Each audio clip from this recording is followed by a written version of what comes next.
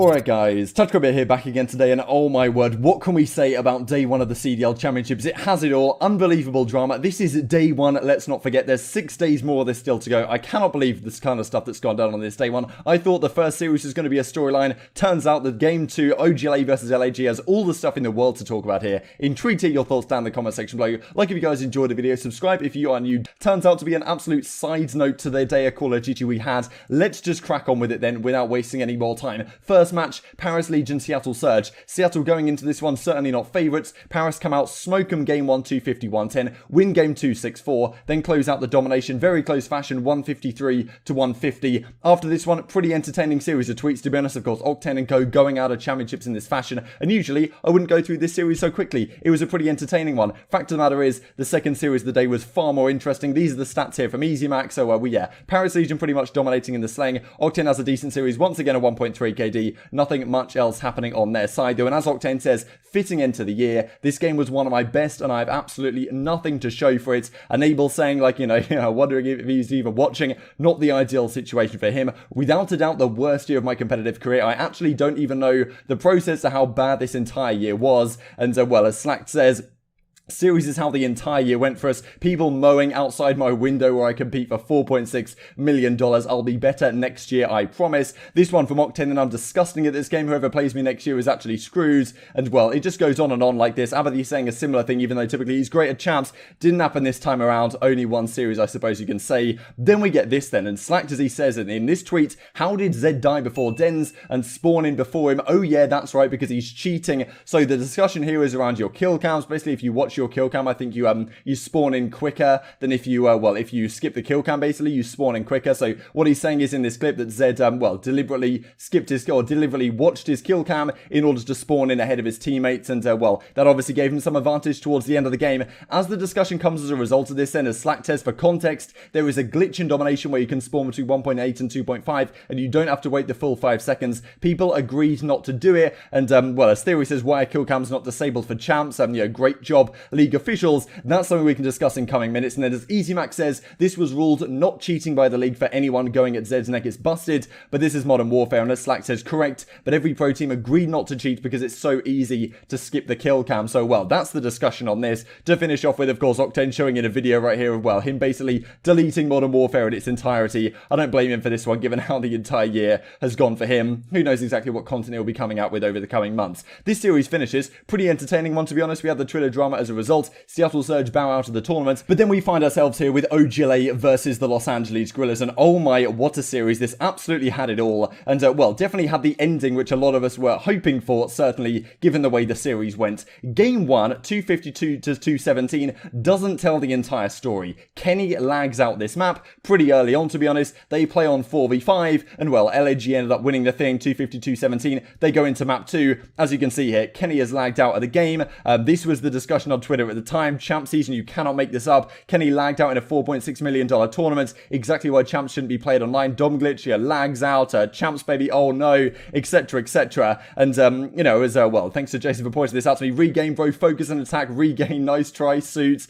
So yeah, far from ideal. We get this as well from Slasher. I really wish us as players would stand up and not allow these types of things to happen. It's absolutely pathetic that we allow this to happen, but I'm ready to take a stand. But then again, I'm the main one getting screwed this entire year. Benefits others, and Apathy backs him up in this one in the replies. Then, just as a result of this, as they go into the game 2, the CDL announced their hardpoint restart rules. They say if the total score is under 150 and the disconnecting team is losing by less than 30, that's a restart. And also, if the total score is under 150 and the disconnecting team is winning, then that's also counts as a restart. So they announced this stuff, and interesting that they didn't announce this already, I suppose, before the event started, going into the weekend or whatever. And then, let's go back to this then. So then they win game 2. Slasher has a monster performance. He goes 7-0 to start things off. They win the domination as well. Looks like OGLA are going to close it out. We go to St. Petrograd's hardpoint. Guess what happens once again? Kenny lags out of the game for the second time. Kenny disconnects again. Not sure how it happens if the new restart rule applied, but the problem is both teams had a combined score of over 200 points. That wasn't enough for the 150, the rule that was just introduced, and therefore, it doesn't count, right? And OGLA end up having to forfeit the map. Unbelievable stuff. And as Kenny says, whoever is booting me, your life sucks. Honestly, a surprise to me that we haven't seen this issue, to be honest, throughout the entire season so far. To be honest, like during the online league and the matches that we've had so far this season, haven't seen too much of this, to be honest, and haven't seen booting as much of an issue. We get to the World Championships, all of a sudden it's a major problem.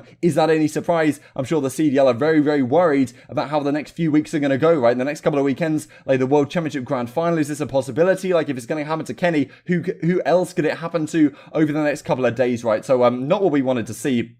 And as Slasher says again, at all pro players, how much cheating, booting people offline game BS needs to happen before we just take a stand and do not play until better conditions are met? How much needs to happen? This is absolutely ridiculous. All this stuff said before we even go into the game 5. And, you know, well, to be honest, you could say that OGLA should have won this series 4-0. They won the 2 maps they played. The 2 maps they lost were 4 versus 5. Nothing they could do. No replay in action. And, okay, yes, you can say this map 4, it was like 130 when Kenny lags out and gets booted out of the game by someone like DDoSing his IP, which, you know, this has been an issue since Black Ops 2 League play. As I say, I'm surprised it wasn't an issue before now. Comes out as an issue at the biggest event of the entire season. So yeah, Slasher, rest of the guys, not happy with this one, and for good reason. And they go into game 5, and TJ says straight up, absolute morons who run this league. So, honestly, a disaster for OGLA, the fact that this ended up happening. However, they get the game 5 situation to come in their favor. Absolutely incredible scenes as Kenny decided that he didn't want to play game 5 for the risk of getting DDoSed. Can you blame him? Because the problem is, I guess the search and destroy might be a little bit different. They could technically, if Kenny was to lag out in like round 4 and it was 2-2, they could technically replay from the start and play up to like first to 4. Not what they want to do though. So Kenny decided to step away, and Dashy stepped out of bed, rolled out of bed at you know, the time of the afternoon. Really hope the squad pulls it out. Brandon is subbing in last map because I don't want to risk lagging out due to us not being able to make the mid-game sub. So Dashy comes in, benched earlier this season. He comes in. Everyone was like super hyped for Dashy, right? Coming into this series, of course, is like, you know,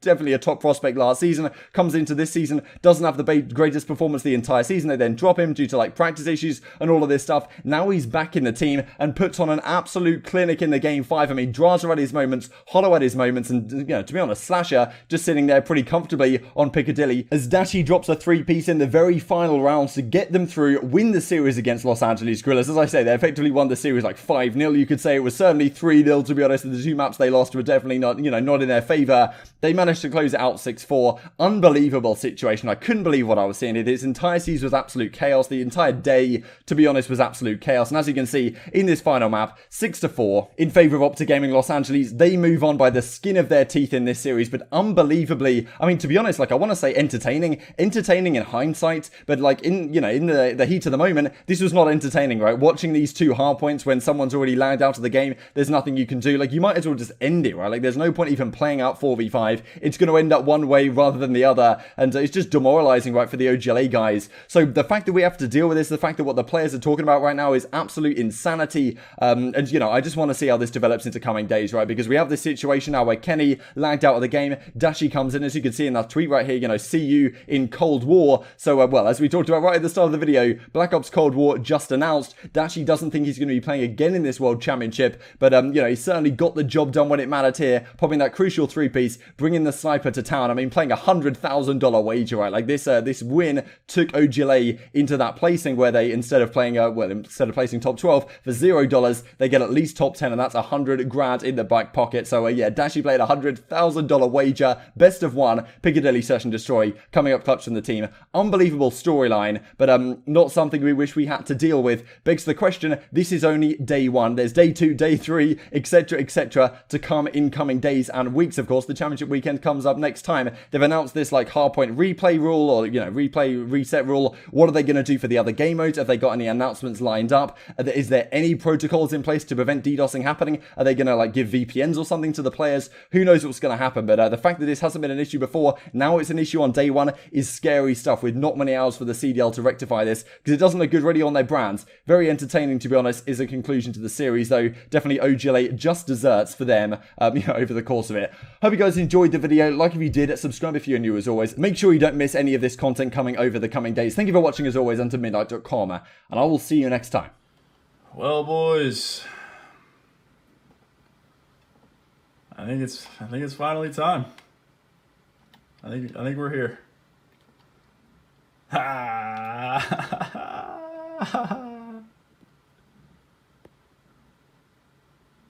I'm waiting this whole time, bro. I'm waiting until it's gone. I'll please wait. I'm still please waiting, bro. I don't care. I will sit here this whole time. And it's gone.